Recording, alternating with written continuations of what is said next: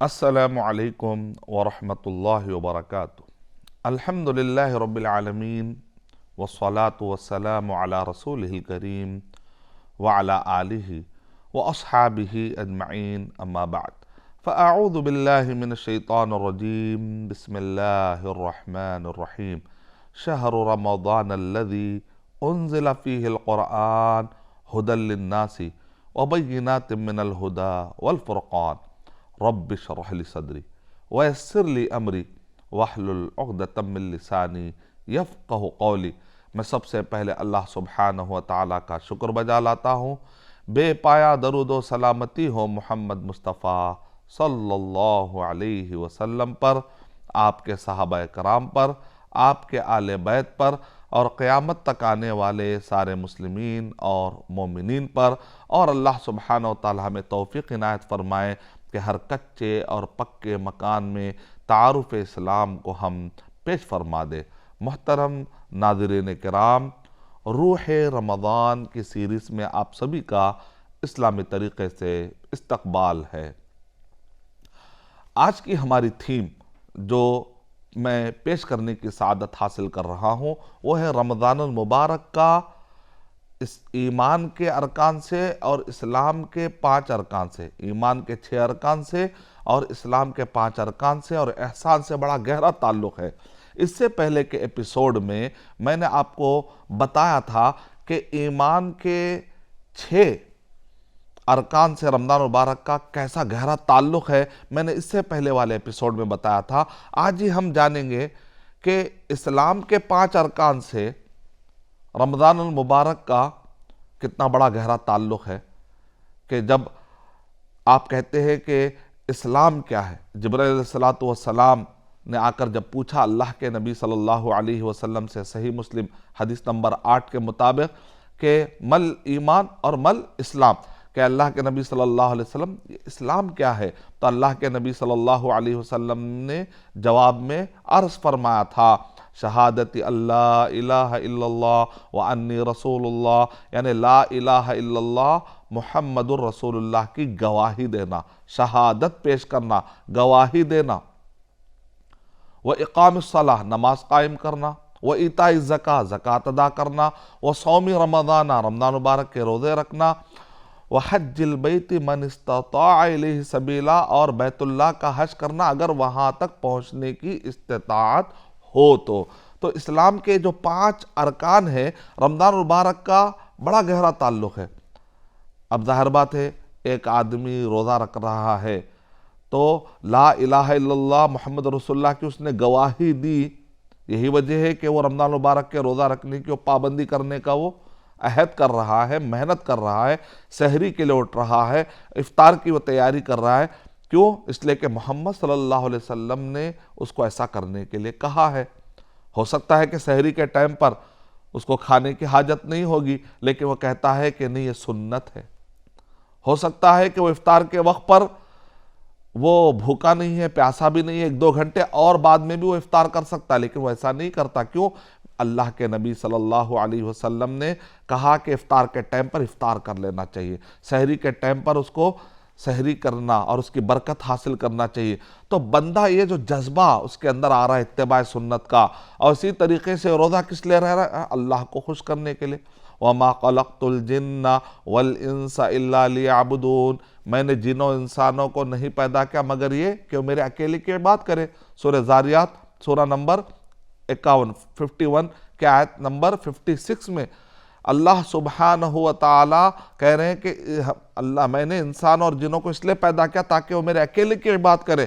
تو رمضان مبارک میں جو روزہ رکھ رہا ہے بندہ، یہ بھی عبادت کی ایک عظیم شکل ہے، اور یہ ارکان اسلام سے اس کا تعلق ہے۔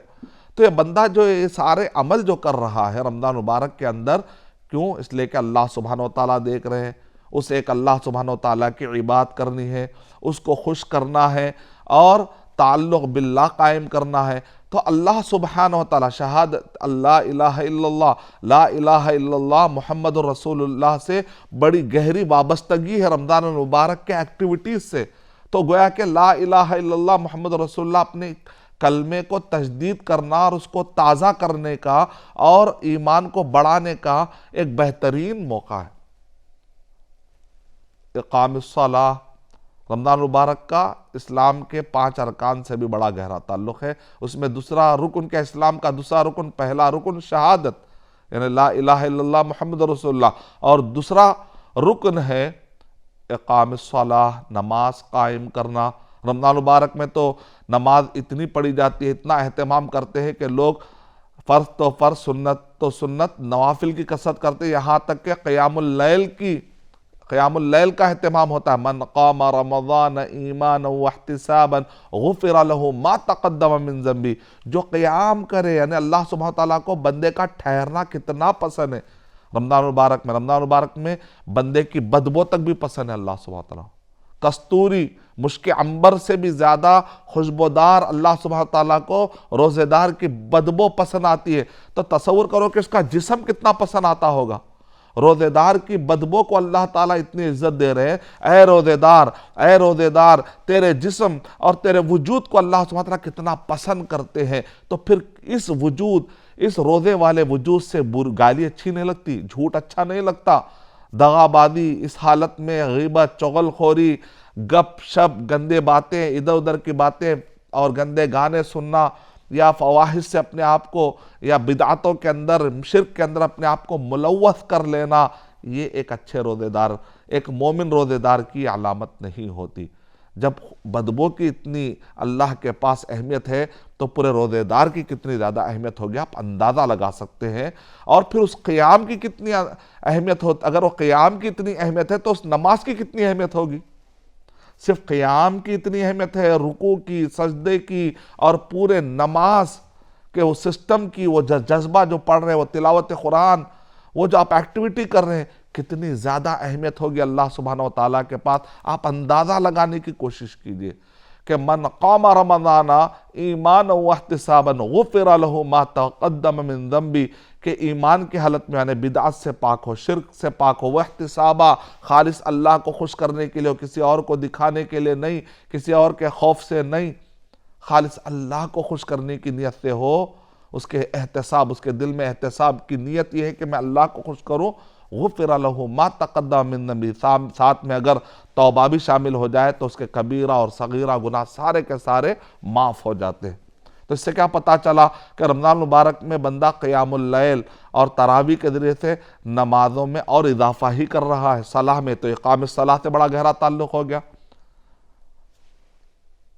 شہادت اللہ الہ الا اللہ وانی رسول اللہ، اقام الصلاح و ایتاء الزکاۃ، زکوٰۃ ادا کرتے ہیں۔ کئی مسلمان رمضان المبارک میں صدقات ادا کرتے ہیں، اور بہت سارے مسلمان رمضان المبارک میں زکوٰۃ نکالنے کا ارادہ رکھتے ہیں، کیونکہ رمضان المبارک میں اگر ان کا سال مکمل ہو جاتا ہے تو الحمدللہ ان کو تو نکالنا ہی ہے، یا اگر سال آنے والے 2 مہینے کے بعد پورا ہونے والا ہے تو تقدیمی زکوٰۃ کے طور پہ بھی رمضان کو آپ اختیار کر سکتے ہیں، لیکن آپ تاخیر نہیں کر سکتے۔ تو رمضان المبارک میں اکثر مسلمان زکوٰۃ نکالتے ہیں، صدقے کا اہتمام کرتے ہیں، خیرات کا اہتمام کرتے ہیں، اور اللہ کے نبی صلی اللہ علیہ وسلم تو صدقات میں ویسے تو آگے تھے، آپ جو بھی آتا تھا، حنین کے موقع پر تو آپ نے وادی بھر کے بکریاں آپ نے حوالے کر دی۔ تو اللہ کے نبی صلی اللہ علیہ وسلم کو خمس، غنیمت، غنائم آتے تھے، لیکن اللہ کے نبی صلی اللہ علیہ وسلم اس کو باقی نہ رکھتے تھے بلکہ بانٹتے تھے، کہتے تھے اللہ تعالیٰ دینے والا، میں بانٹنے والا ہوں۔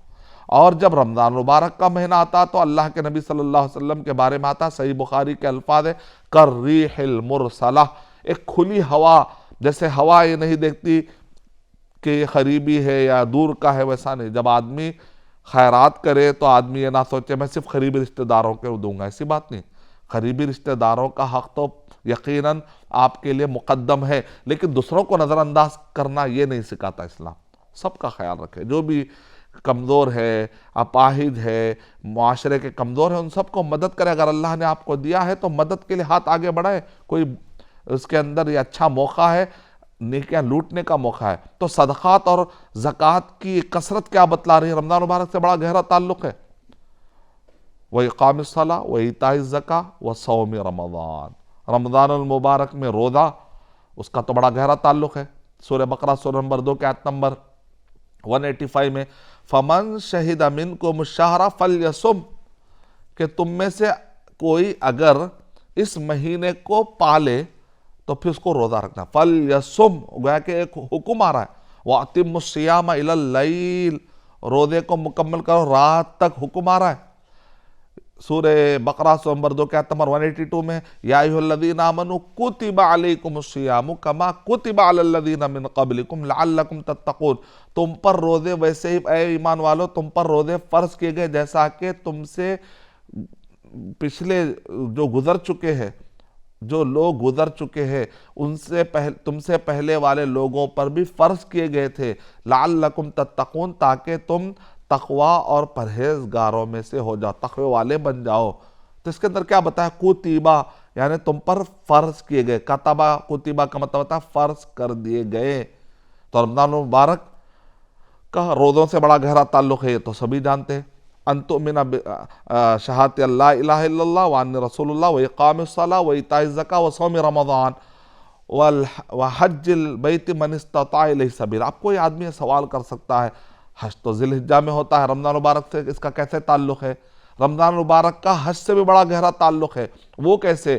اللہ کے نبی صلی اللہ علیہ وسلم نے ارشاد فرمایا عمرۃ فی رمضان تعدل حجۃ معی، کہ اللہ کے نبی صلی اللہ علیہ وسلم کا ما قال علیہ السلام کہ رمضان المبارک میں اگر کوئی آدمی عمرہ سے سرفراز ہوتا ہے، عمرہ کر لیتا ہے تو میرے ساتھ حج کرنے کا ثواب ملے گا. تو یہاں پر کیا بتایا جا رہا ہے کہ اللہ کے نبی صلی اللہ علیہ وسلم کہتے ہیں رمضان مبارک میں عمرہ کرنے والے کو کتنا ثواب ملے گا؟ اللہ کے نبی صلی اللہ علیہ وسلم کے ساتھ حج کرنے کے برابر اس زمانے میں آپ کی معیت میں جو حج ملا تھا وہ حج کا ثواب ملے گا. تو رمضان مبارک کو کتنی اہمیت دی جا رہی کہ ایسے اندازہ نہیں لگتا، اندازہ لگتا ہے. اب اس کے بعد ایمان کے 6 ارکان سے بڑا گہرا تعلق ہے، گزشتہ ایپیسوڈ میں نے بتایا. اسلام کے 5 ارکان سے بڑا گہرا تعلق ہے، اس ایپیسوڈ میں بتایا. تو اب ساتھ میں یہ بھی سمجھتے جائیے کہ احسان سے کتنا گہرا تعلق ہے. ہر عبادت کا تعلق احسان سے ہے. یعنی آدمی اپنے آپ کو مسلم، مومن اور محسن بنائے، یعنی کہ محسنون ومن احسن قولا ممن دعا الی اللہ. قرآن مجید میں محسنون اور ان اللہ اللہ سبحانہ وتعالی لا یضیع اجر المحسنین. قرآن مجید میں بتایا گیا کہ اللہ سبحانہ وتعالی محسنین کے اجر کو ضائع نہیں کرتے. تو محسن اعلیٰ کیٹیگری، یعنی کہ اسلام مسلم، مومن اور محسن بننا ہے، یہ بتایا گیا. ان اللہ یأمر بالعدل والاحسان. مثال کے طور پر اگر آپ کو کوئی مارتا ہے، آپ نے بھی مارا، بدلے کو بدلہ ہوا، عدل ہے، لیکن آپ کہتے ہیں چلو میں نے معاف کر دیا، یہ احسان. اللہ کے نبی صلی اللہ علیہ وسلم فتح مکہ کے موقع پر بدلہ لے سکتے تھے، آپ نے کہا معاف.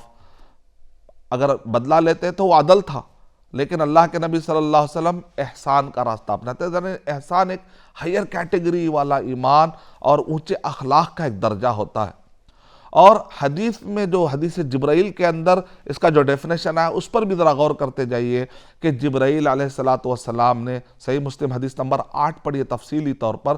بڑی پیاری حدیث ہے. علم کے ذریعے سے رمضان گزاریے، جہل کے ذریعے سے رمضان مت گزاریے. یہ حدیث پڑھ کے ایک مرتبہ رمضان مبارک گزاریے، ایمان میں اور لذت ایمان اور حلاوت ایمان میں مٹھاس نصیب ہوگی انشاءاللہ.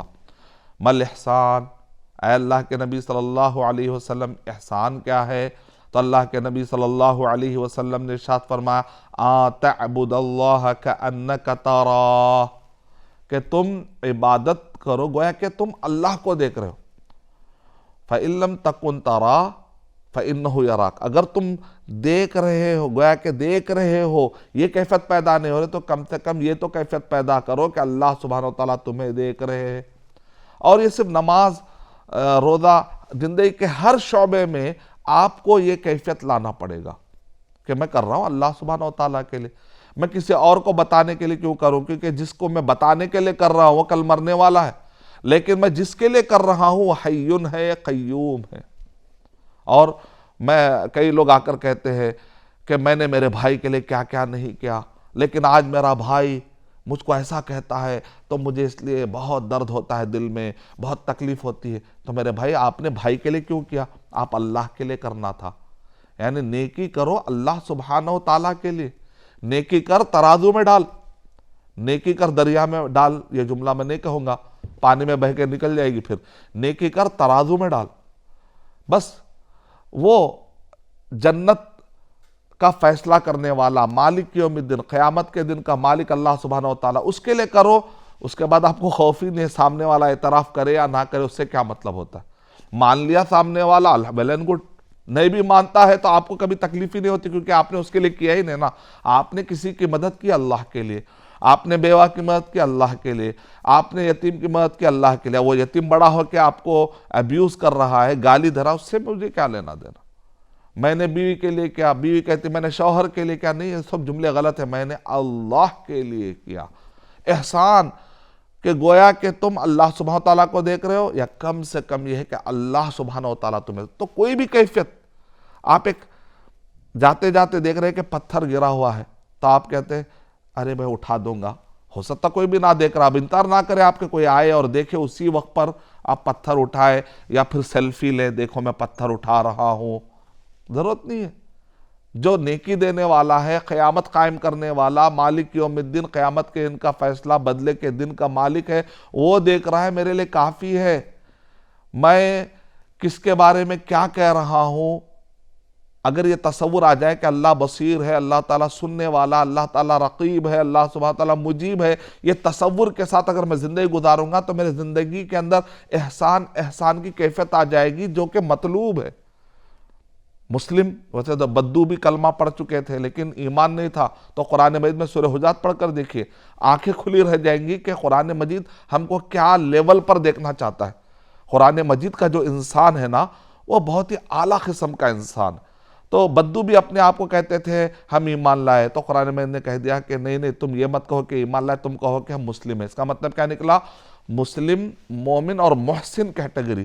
تو آج کے ایپیسوڈ میں ہم نے جاننے کی کوشش کی کہ رمضان مبارک آئے اور گزر جائے اور ہمارے اندر اسلام، ایمان اور احسان کے مراتب طے کرتے کرتے ہم اعلیٰ مقام پر اگر نہ پہنچے تو پھر ہم نے رمضان مبارک ضائع کر دیا۔ تو روح رمضان، اس اسپرٹ اور اس کیفیت کو اپنے دلوں میں اتارنا ہے کہ رمضان مبارک گزرنے سے پہلے میں ایمان سے اپنا تعلق، اسلام سے اپنا تعلق، احسان سے اپنا تعلق مضبوط کروں گا۔ یہی تو رمضان مبارک کا پیغام ہے۔ میں اللہ تبارک و تعالیٰ سے دعا کرتا ہوں کہ اللہ سبحانہ و تعالیٰ مجھے اور آپ سب کو اسلام، ایمان اور احسان کے اعلیٰ سے اعلیٰ مراتب نصیب فرما دے، اور حلاوت ایمان کے مٹھاس اللہ سبحانہ و تعالیٰ ہمیں نصیب فرما دے، آمین۔ وآخر دعوانا ان الحمد للہ رب العالمین۔ السلام علیکم ورحمۃ اللہ وبرکاتہ۔